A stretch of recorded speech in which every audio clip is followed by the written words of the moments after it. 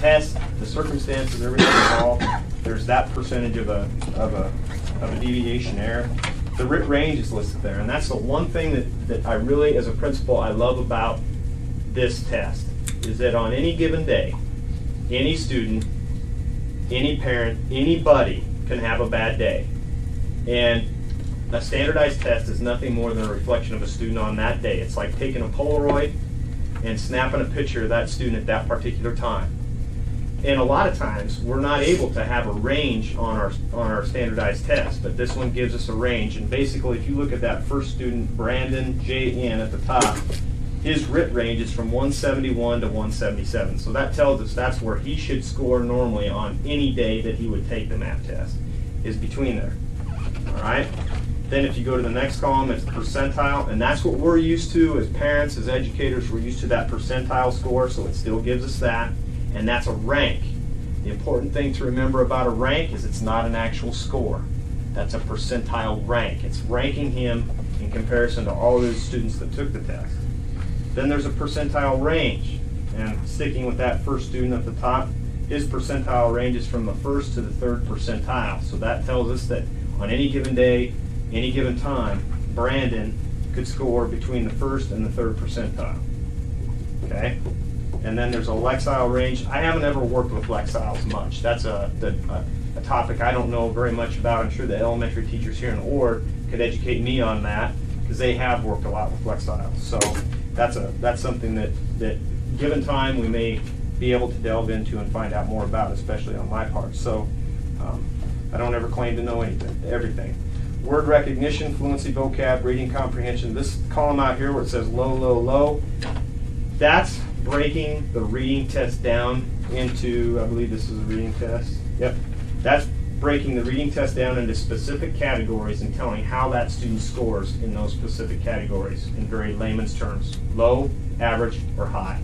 And if you can tell by Brandon, if you couldn't tell by his percentile of scoring in the second percentile, he's a low student for 6th grade. So that's the teacher report.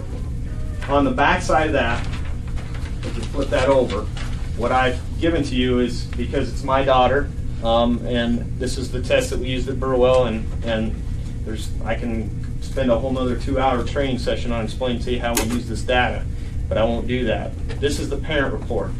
At the end of the year, what will go home, and this is just part of the parent report, it's just mathematics and reading. This is what will go home to parents, and you can see, according to the graph, that every time that Morgan, which is my daughter, took the test, you can see where she scored at. The key's in the upper right hand up here. But in her first MAP test she ever took on 10/4 of 2005, she scored about a 180 RIT score. And then you can see how she progressed all the way up through 2007, and you can see how she took it every fall and every spring, every fall and every spring, and see how she progressed upwards, or maybe didn't. For instance, in the reading, she actually went back a little bit between 5/1 of 2006, so May of 06 and October 23rd of 06, so summer break was in there. You can see where she actually slipped a little bit in the reading. And then if you get to April of 07, you can see where she went back up. And then that information's broken down over there further for you. This would actually be on a front back with language arts and science as well, but I just put math and reading on here for simplicity's sake and stick it into one page. With that also said, some of the schools that went to the MAP test this year, besides Ord Elementary, we trained with Medicine Valley at ESU 10, Kearney Public, Cozad, Wood River, Centura already uses it. There was about 5 or 6 other schools in our area that went to the MAP test, and I did bring along a list of 29 other schools in the state of Nebraska that are using the MAP test. So that's all information on the MAP test. I hope that covers good enough. Any questions? It's a lot to throw at you in that short period of time. Jason told me, and several of the teachers on the elementary have told me that it's much more useful, especially getting a pre-test early in the year and every time, rather than just taking one at the end of the year. They're done with that student. Obviously, they pass that information on, but to have some progressive, they can, a little bit more of an indication of what's happening with that student. So when you get a result like you did on this Brandon, do you work more specifically with that particular student to try to bring them up then? That's a great question. And you know what happens is we're going to look at 3 pieces of data to begin with. The MAP test will be one piece of data that will give us some information on that. But like I said, and I don't want to be accused of being a liar, but that can only be one piece of data. And Brandon may have gotten in a fight that morning with his mom. He may not have had breakfast. He may have gotten in a fight with his dad. Who knows what happened? It may just have been a bad day for him. So that's one indicator of his performance. We also have the Ames Web, which will be, it's a universal screener to identify struggling readers. So we'll compare with that. And then we also have the STAR diagnostic test that fits in with our accelerated reader program, which gives us actually 3 pieces of data to help confirm those judgments that our professional teachers generally have in their guts that tell them that this student's going to struggle. But this is data that actually confirms that feeling that they have and they know in their professional judgment. And it's proof that we're going to need to work with the student. And so then that's how we identify them and say, okay, what are we going to do? What intervention strategies are we going to come up with? And that's where our response to intervention team will come into play. So yes, we will spend time with him.